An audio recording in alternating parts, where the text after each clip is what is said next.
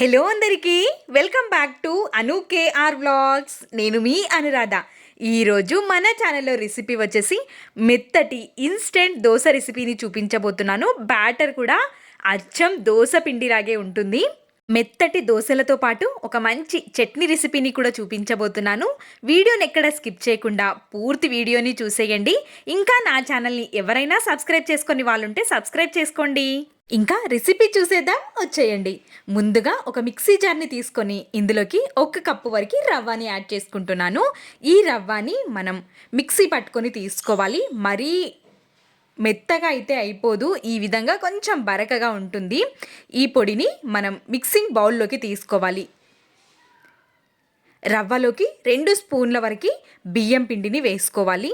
బియ్యం పిండి వేయడం వల్ల బైండింగ్గా యూజ్ అయ్యి పర్ఫెక్ట్ దోశలు అనేవి వస్తాయి. రుచికి సరిపడా సాల్ట్, 1/2 టేబుల్ స్పూన్ వరకు వంట సోడా, 1/2 కప్పు వరకు పెరుగు, 1 కప్పు వరకు వాటర్ని వేసుకోవాలి.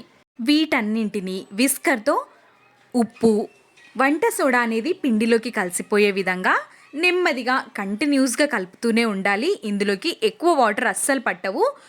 1/2 కప్పు పెరుగు, 1 కప్పు వాటర్ కరెక్ట్గా సరిపోతాయి. ఇంతకంటే 1 స్పూన్ కూడా ఎక్కువ వాటర్ అనేవి పట్టవు. కాబట్టి ఈ విధంగా పిండి మొత్తం దోశ బ్యాటర్ లాగా అయిపోయే విధంగా కలిపేసుకొని ఈ రవ్వని మనం కనీసం ఒక 15 నుంచి 20 నిమిషాల పాటైనా పక్కనుంచుకోవాలి.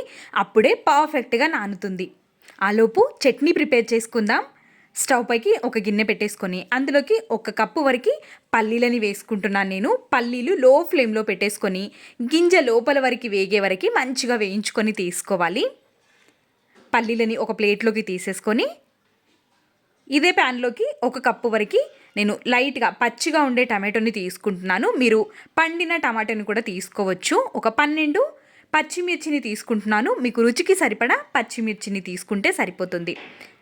మంచిగా ఫ్రై చేసుకోవాలి. వీటిని పైనుంచి ఒక 2 టేబుల్ స్పూన్ల వరకు ఆయిల్ని వేసుకొని మంచి కలర్ వచ్చేంత వరకు ఫ్రై చేసుకొని తీసుకోవాలి. లైట్గా కలర్ చేంజ్ అవుతున్నప్పుడు ఒక గుప్పెడు వరకు కాడలతో సహా కొత్తిమీరని యాడ్ చేసుకుంటున్నాను. ఒక 4-5 వెల్లుల్లి రెబ్బల్ని వేసుకుంటున్నాను. 1 టేబుల్ స్పూన్ వరకు జీలకర్రని కూడా తీసుకొని వీటన్నింటినీ మంచిగా ఫ్రై చేసుకొని చల్లారేంత వరకు పక్కన ఉంచుకోవాలి.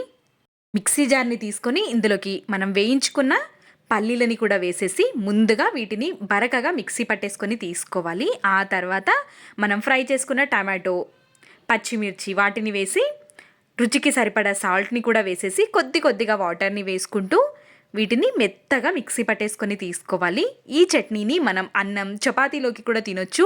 అన్నం చపాతీలోనికైతే కొంచెం బరకగా మిక్సీ పట్టేసుకొని తీసుకుంటే సరిపోతుంది. ఈ చట్నీని పోపు పెట్టేసుకుందాం. పోపు పెట్టుకోకుండా కూడా సర్వ్ చేసుకోవచ్చు, కానీ పోపు పెట్టుకుంటే ఎక్స్ట్రా రుచిగా ఉంటుంది.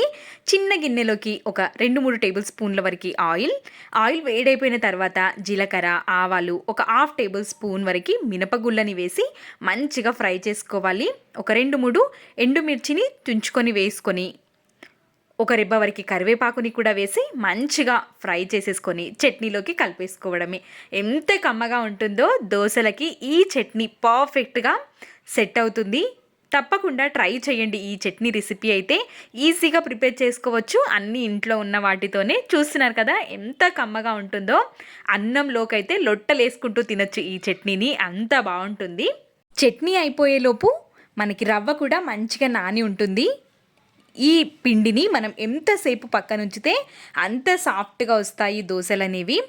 బ్యాటర్ చూస్తున్నారా, అచ్చం మనం బియ్యం పప్పులు వేసుకొని నానబెట్టుకొని రుబ్బుకున్నట్టే పర్ఫెక్ట్ దోశ బ్యాటర్ రెడీ అయిపోయింది.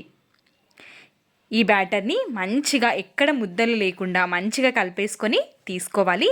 ఈ రవ్వని సూజీ, ఉప్మా రవ్వ అని కూడా అంటారు.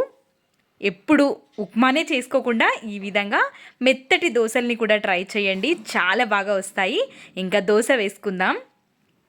స్టవ్ పైకి ప్యాన్ పెట్టేసుకొని 1 స్పూన్ వరకు ఆయిల్ని వేసి టిష్యూతో క్లీన్ చేసుకొని తీసుకోవాలి.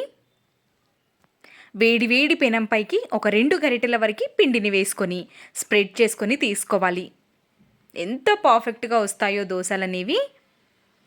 ఈ విధంగా వేసేసుకొని కార్నర్స్కి 1 స్పూన్ వరకు ఆయిల్ని కూడా వేసేసుకొని హై ఫ్లేమ్లో పెట్టుకొని మంచిగా కాల్చుకొని తీసుకోవడమే. ఒక సైడ్ మంచిగా కాలిన తర్వాత ఇంకొక సైడ్కి టర్న్ చేసుకొని ఈ సైడ్ కూడా కాల్చుకొని తీసుకుంటే సరిపోతుంది. ఈ దోసల్ని మనం అప్పటికప్పుడే ప్రిపేర్ చేసుకోవచ్చు కాబట్టి తప్పకుండా ట్రై చేయండి. పిండి రుబ్బి పెట్టుకునే పని లేకుండా బ్రేక్ఫాస్ట్కి ఏం చేయాలో అర్థం కానప్పుడు కానీ ఈ రెసిపీని ట్రై చేయండి. ఈ రెసిపీతో పాటు చట్నీ కూడా చూపించాను కాబట్టి బెస్ట్ కాంబినేషన్ చట్నీ అయితే. చూస్తున్నారు కదా ఎంత సాఫ్ట్గా వచ్చాయో. అన్నింటినీ ఇదే విధంగా చేసేసుకొని తీసుకోవడమే. పర్ఫెక్ట్ దోశల కోసం ఖచ్చితంగా ఈ రెసిపీని ట్రై చేయండి. రెసిపీ నచ్చితే please like, share and subscribe చేసుకోవడం అస్సలు మర్చిపోవద్దు. Thanks for watching. Bye bye.